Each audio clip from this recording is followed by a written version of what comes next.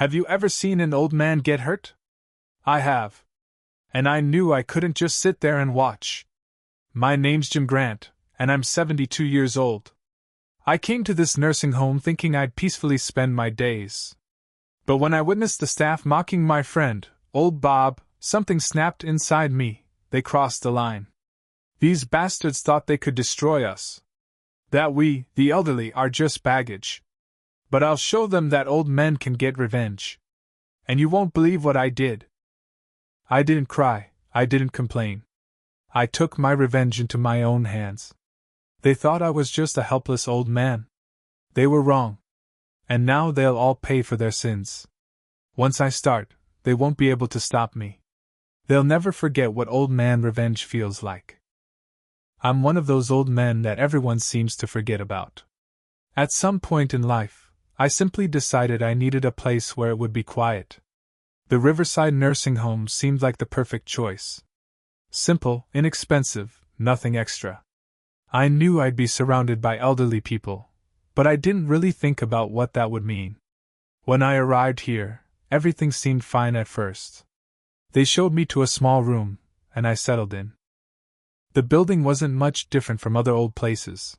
Worn-down walls, dim lighting, but everything I needed for a senior's life.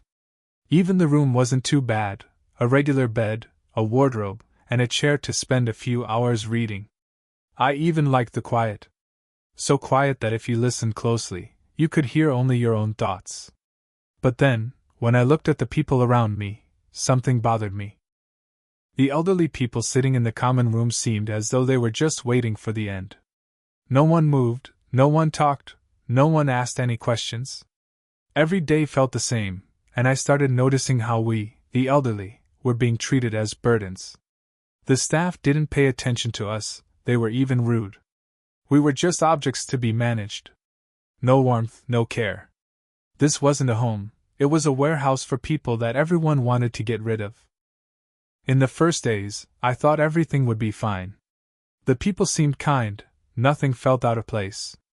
But as the days passed, I began to notice how we, the elderly, were treated as burdens.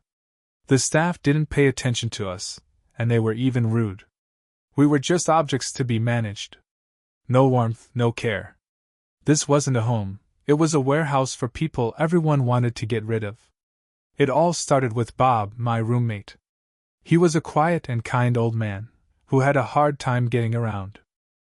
One morning, when I woke up, I saw how one of the nurses was hurriedly helping him to the breakfast table. She was walking so fast that Bob, trying to keep up, almost fell. I watched quietly at first, thinking maybe it was just a one-time thing. But soon, I realized this wasn't an isolated incident.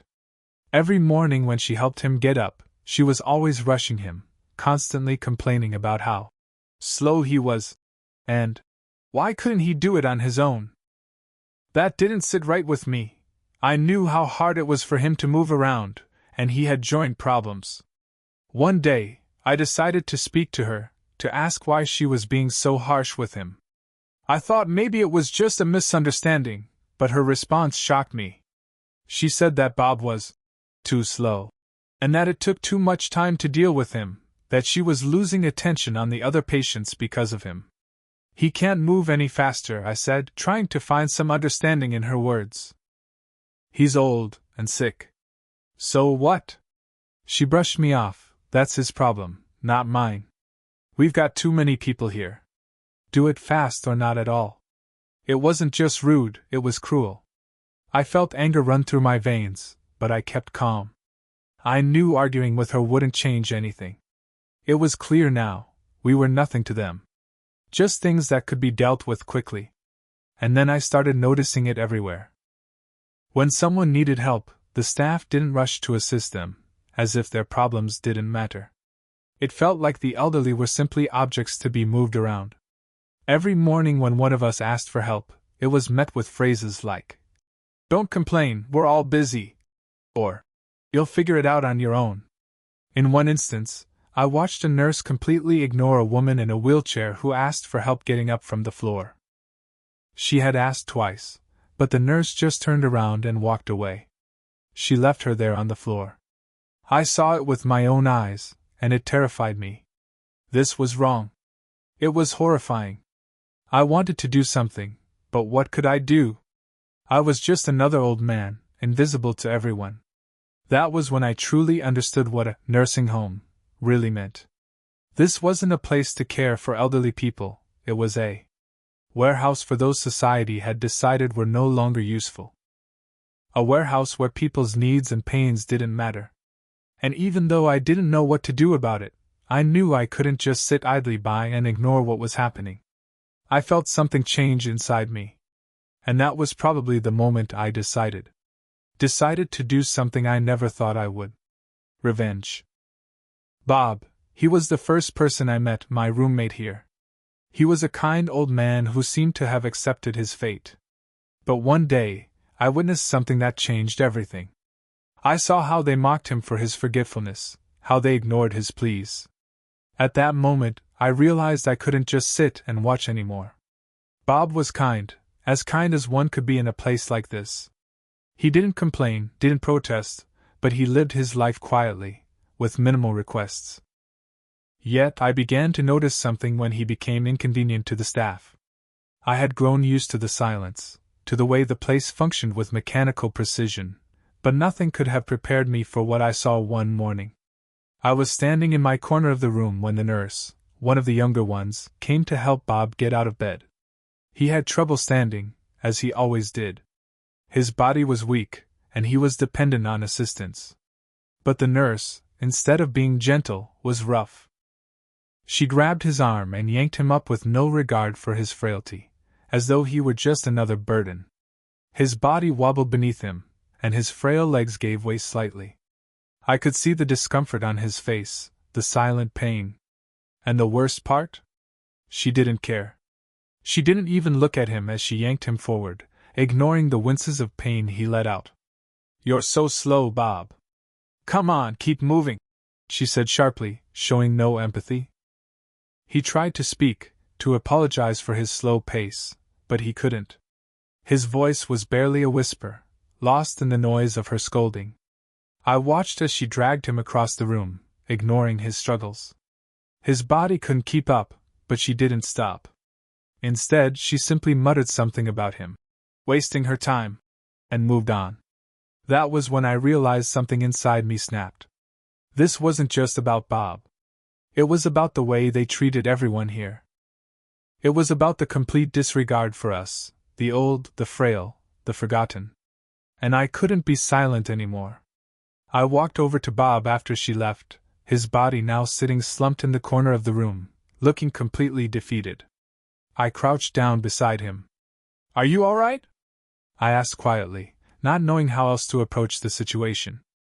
He looked up at me, and for the first time since I had met him, I saw something different in his eyes, not just the resignation, but something deeper, a quiet anger that had been buried beneath his calm exterior. "I'm fine," he said softly, though his voice cracked, betraying the lie. "You get used to it. This place, they don't care about us. We're just here to be moved around." His words hit me harder than I expected. He had accepted it, even though he knew it was wrong. And that's when I realized, it wasn't just the nurse. It was this entire place, this system. It was built on the idea that we were disposable. I couldn't just sit back and do nothing. I couldn't let Bob and the others be treated like this. But I didn't know where to begin. All I had was a gut feeling that something had to change. So, I decided to talk to the staff, to confront them, to make them see that what they were doing was wrong. But I was naive. I approached one of the nurses, the one who had been particularly harsh with Bob. I tried to remain calm, tried to be polite, but there was a sense of urgency in my voice. "Excuse me," I started. "I don't understand why you treated Bob that way. He can't move as quickly, he's frail. Why are you being so rough with him?" She barely looked up from her clipboard as she responded. "Old people are slow. You should know that. We're doing our best here. You're too old to understand how this place works." Her words stung, but what stung more was the way she said them, so dismissive, as though my concerns didn't matter. My voice faltered as I tried again. "Look, He can barely stand on his own. A little patience wouldn't hurt." She rolled her eyes and snorted. "Patience? We don't have time for that here. If you can't keep up, that's your problem." She turned and walked away without a second thought, as if I hadn't said a word. I stood there stunned. My attempts at helping were met with mockery. My words were meaningless to them. And in that moment I knew no one was going to change this unless I did something about it. I had to act. If I didn't, nothing would change. I knew I couldn't keep waiting for someone else to take a stand. This wasn't just about Bob, it was about all of us here. The system was broken, and it wasn't going to fix itself. I had to take the first step. I didn't know what to do yet, but I knew one thing: I couldn't sit idly by anymore. I had to make a change, no matter the cost. And it started with Bob. It started with me standing up for him. I started to realize how everything was structured here, in the nursing home, and it opened my eyes. For a long time, I thought of myself as just an old man living out his last days, but over time I understood that age shouldn't be a death sentence. The nursing home turned out not to be a place of care and respect for the elderly, but a place where we were manipulated and controlled, treated as mere pawns on a board. The staff was persistent and ruthless in their approach, and I began to notice it more and more every day. I watched every step, how the nurses and other staff members seemed to carefully orchestrate their movements around us. They forced the elderly to move faster, spoke to us loudly as if we were children, and it seemed like no one considered that we were still people. They manipulated us because we were weak and helpless, and they thought they could do anything to us because no one would listen. And it began to frustrate me, deeply. Every morning, I woke up and saw the same scenes. The elderly who no longer had the strength to object, turned into silent targets for this ruthless system.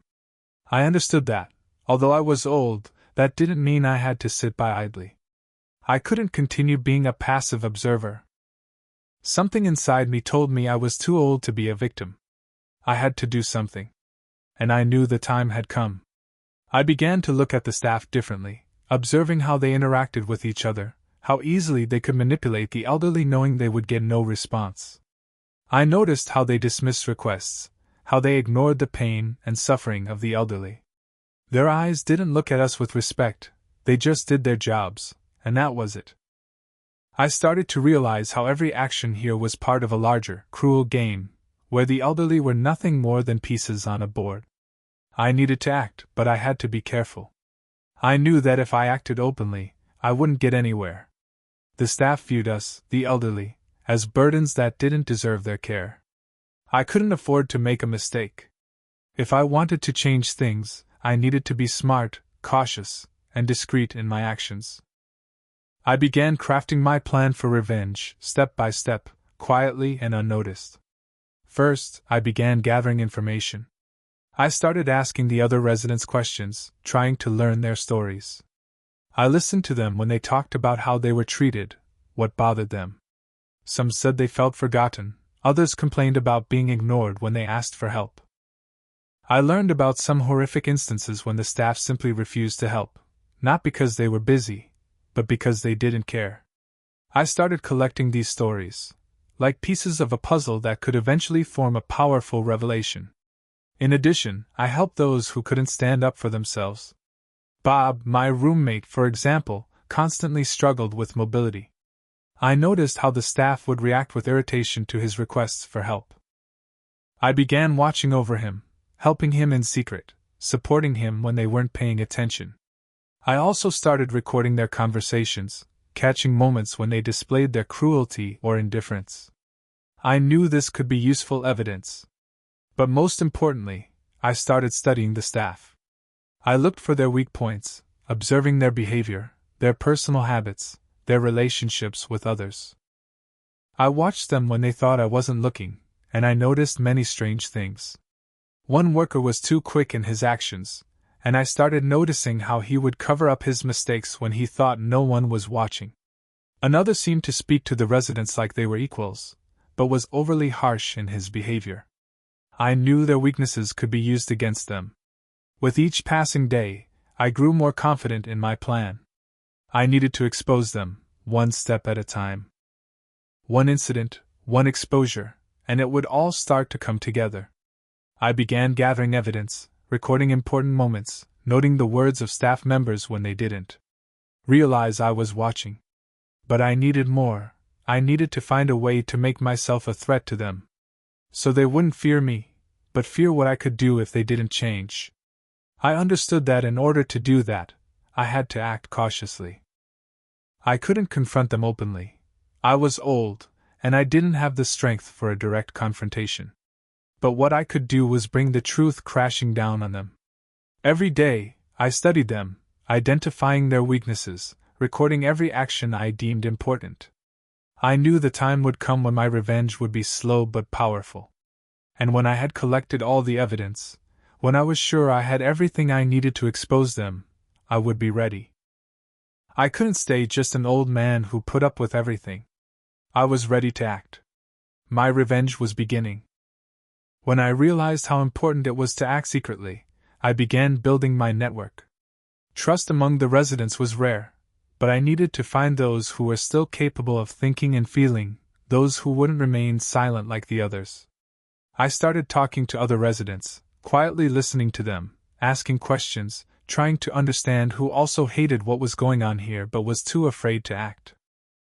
Over time, I found a few people who were not only willing to cooperate but shared my hatred for this place. We started working cautiously. I gathered evidence, recorded conversations, but didn't show anything right away. It was important to wait until everyone was ready. I knew the staff felt invincible, confident that no one could uncover the truth. But I wasn't the person they thought I was. I may have been old, but I had my wits about me, and I knew how to manipulate this system, using their own weaknesses against them. Every day, I got more information. Some of the residents brought me their stories, told me how they had been treated, who among the nurses or aides was especially cruel. All these moments I wrote down in my notebook.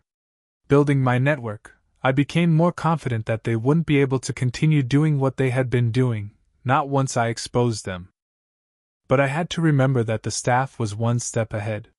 They were used to their power and didn't notice how we, the elderly, were starting to act in unison. I couldn't afford to rush. I knew every move had to be thought out to the smallest detail. It all started with a small test. I realized that if I confronted them directly, I would get nowhere. The staff would turn against me, and I'd accomplish nothing.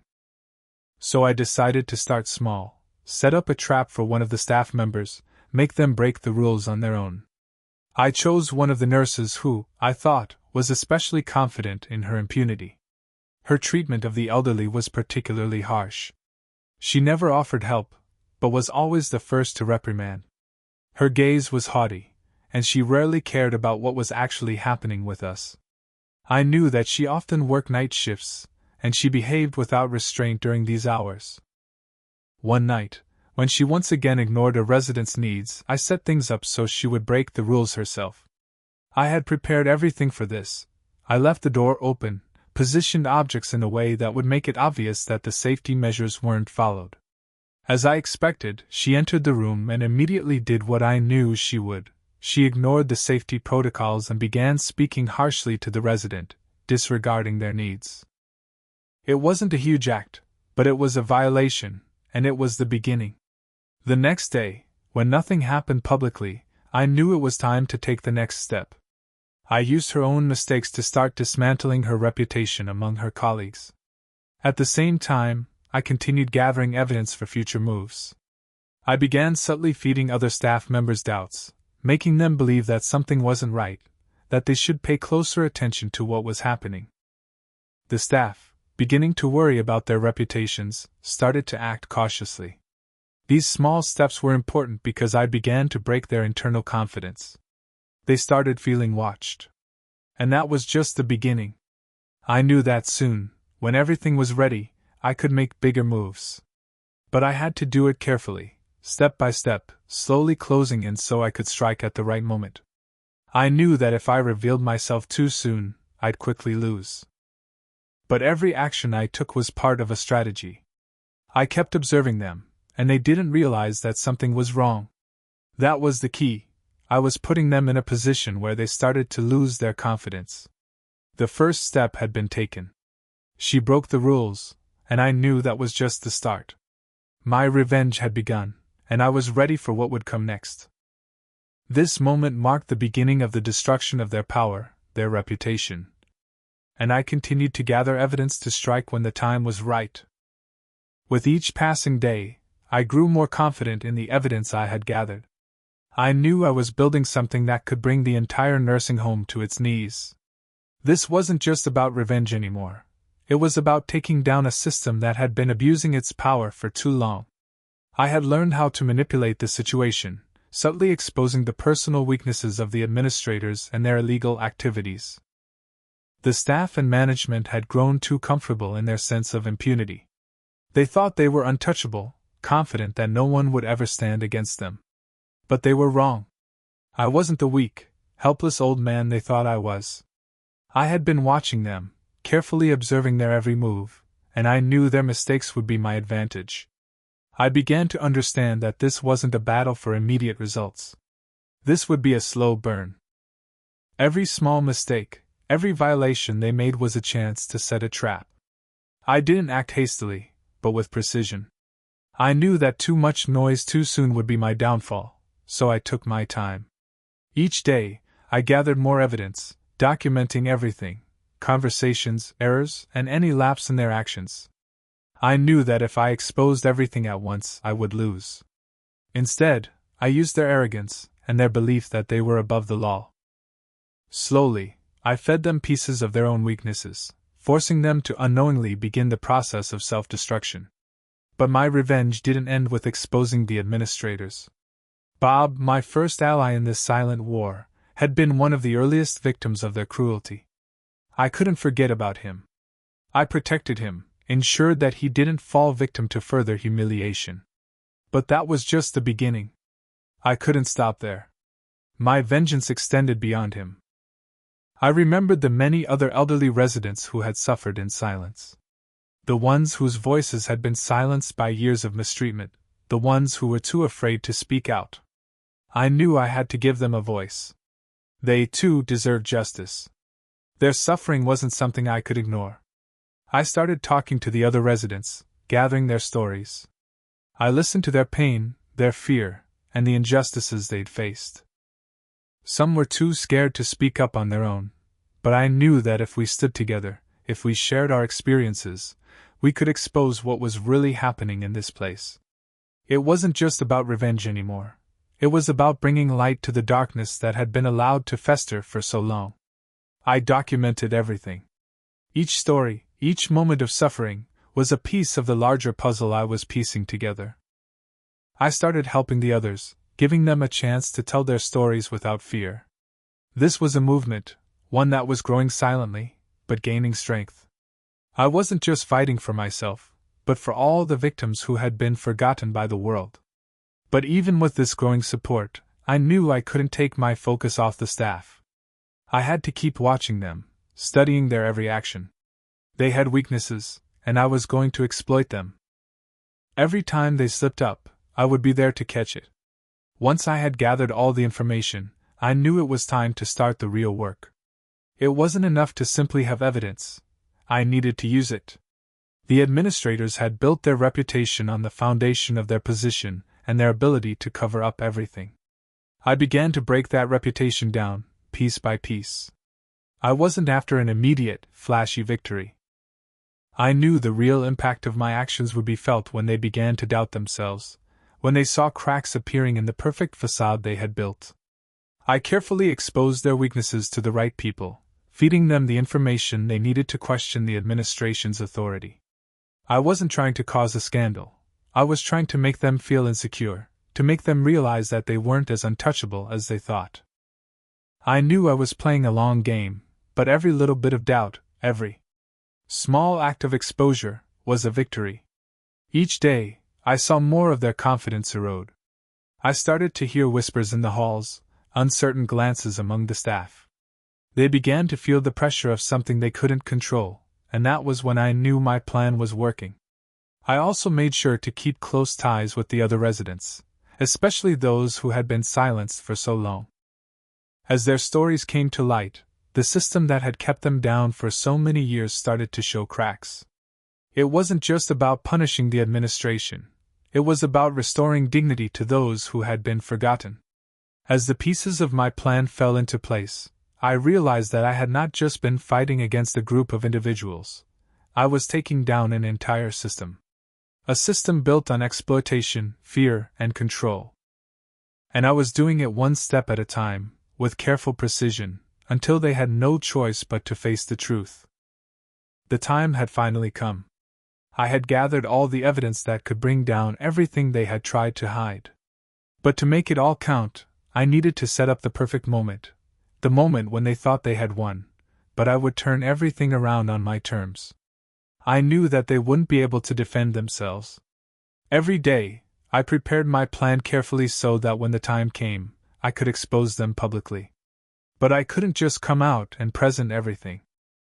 My revenge had to be more than just a personal act, it had to be loud, public, and undeniable. Then, the opportunity came. An inspection. A small group of higher officials arrived for a checkup. I knew this was my chance. The director, as always, was confident that the inspection would go smoothly. He thought he had all the documents in order to hide any faults. But I knew his confidence would work against him. He didn't realize that I was ready for this moment. It was a day like any other, and the higher-ups came in for their routine check. The director greeted them with a smile, his usual self-assured demeanor. He led them through the corridors, showing them the paperwork and documents. He was certain that everything was perfectly concealed. But I knew better. I knew that this would be the moment that I would take control of the situation. The checkup, which they thought was just another formality, was about to become my final move. When the officials began their routine inspection, the director seemed calm and confident, as though he had everything under control. But I was calm too, knowing exactly how to dismantle that confidence. As the director began his report, detailing the supposed perfection of their facility, I knew it was time to strike. I clicked the button and started the first video. It showed one of the administrators casually instructing a nurse to ignore the requests of the elderly residents.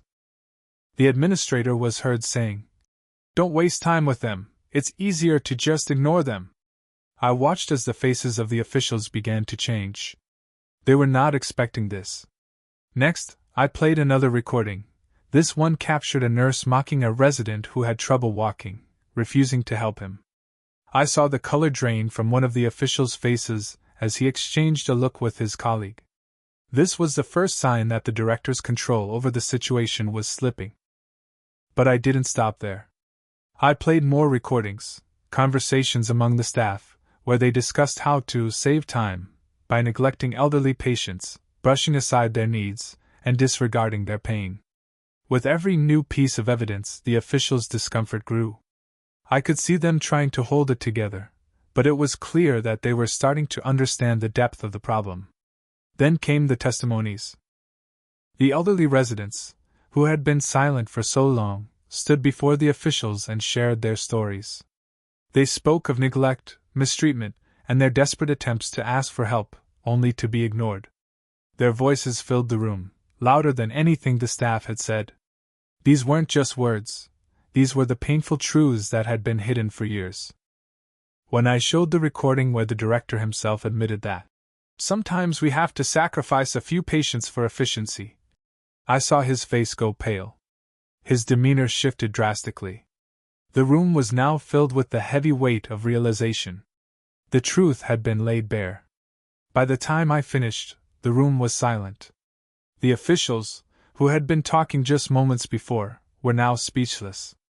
The director attempted to speak, but his words came out hollow, lacking any conviction. He could no longer defend himself, or the system he had worked so hard to protect. His confidence shattered. I could feel the shift in the room. I watched as the director and the other administrators stood there, trying to find their words, but failing. They had been exposed, not just for their individual actions, but for the entire culture of abuse they had cultivated. The inspection that was supposed to be a routine check had turned into a full-blown crisis. The truth had come to light, and they could no longer cover it up.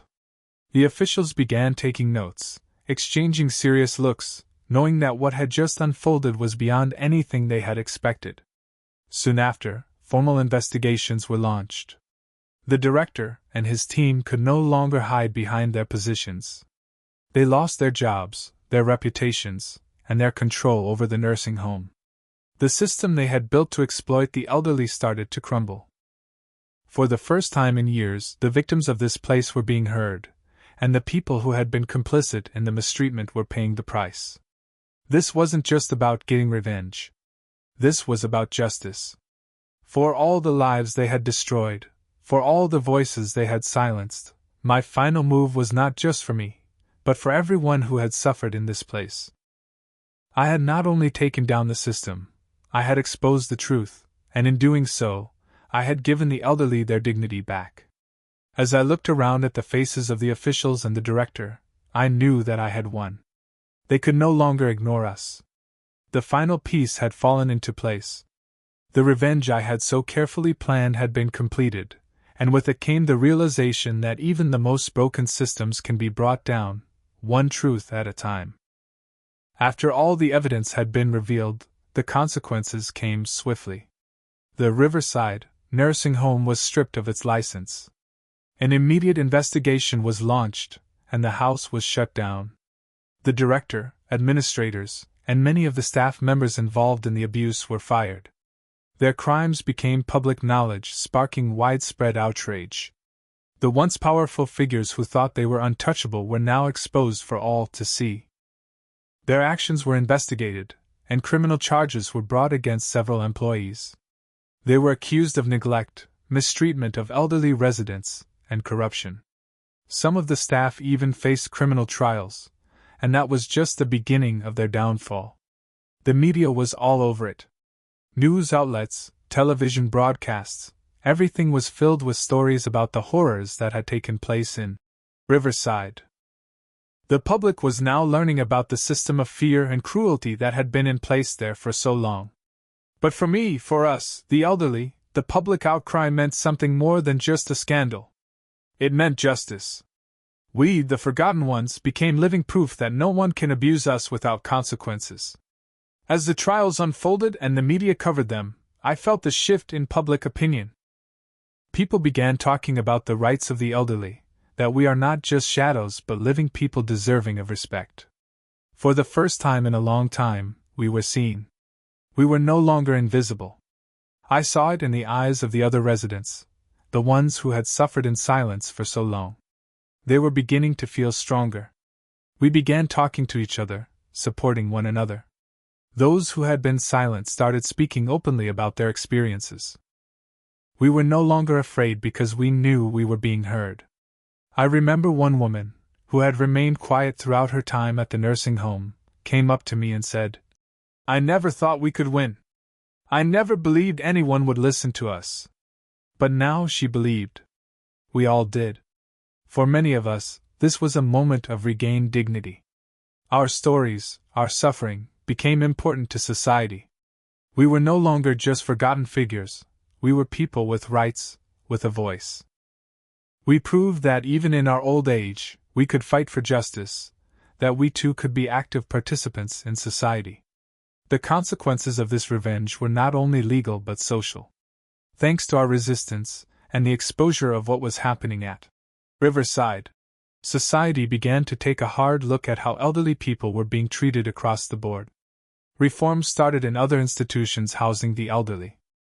Soon after, Riverside was shut down, other nursing homes came under scrutiny, and many practices involving neglect and inhumane treatment of elderly residents began to be eradicated. For me, this wasn't just the end of revenge. It was a new chapter for all of us. We, the elderly, showed that no one could mistreat us without consequences. We reclaimed our honor and dignity, not by staying silent, but by standing up against the system that had been ignoring us. All that I had been through led to something greater than revenge. It was an act of justice, a symbol of the fight for those who had once been powerless. We proved that elderly people can fight for their rights, and that no one has the right to abuse their power by manipulating those who are no longer capable of defending themselves. I never sought fame. My goal was never to become a hero. But now, in the eyes of those who had once remained silent, I had become one. I didn't ask for recognition, but now that it was all over, I understood that I had found my purpose. The Riverside nursing home was no longer a place of fear. We proved that the elderly could stand up for themselves, even at 70, that we are not just helpless shadows but people who can fight for our rights and our dignity. My name had become known, and I saw how the perception of us, the elderly, began to change. We were no longer just part of this world. We became an active part of it, its strength. We showed society that the elderly have rights, that they cannot be ignored. And anyone who had ever felt forgotten or helpless could now believe that not all was lost. We proved that even in old age, we could be strong. Not just I, but all those who supported me in this fight, became heroes. We all stood together, and we proved that collective strength knows no age. We stood shoulder to shoulder, and our revenge, our fight, became so much more than just a desire for retribution. It was the restoration of justice. It was a new perspective on elderly people, a new path to their rights. When everything was finished, and I stood at the threshold of this nursing home, now ruined, I looked at everything that had passed and felt peace. It wasn't just the end of what had happened. It was a new beginning for all of us. I watched as the doors to this place, which had once been our prison, closed. It could no longer threaten us. And I knew that now, our home wasn't the walls of that building. Our home was now our strength, our determination, our ability to fight. Revenge was sweet, but I realized that our true strength wasn't in vengeance, but in the fact that we proved we could change the world, even when they tried to break us. I understood that what mattered most was that, in the end, we became one united force, that we learned to stand up for each other. We were no longer alone in this fight. The sun was setting, lighting my path ahead, and I knew that this battle was not just for me. It was for everyone who had suffered silently, for those whose voices had never been heard. We became proof that no one could ignore us. We proved that the elderly can be strong, that we have the right to justice, and that together we can change the world. Now, standing at the threshold of this house, I understood that revenge was just the beginning. We proved that justice is possible, that the truth can be torn from a system trying to suppress us. And now I was sure, our power lies in unity, in our willingness to fight, and in our ability to stand for the truth.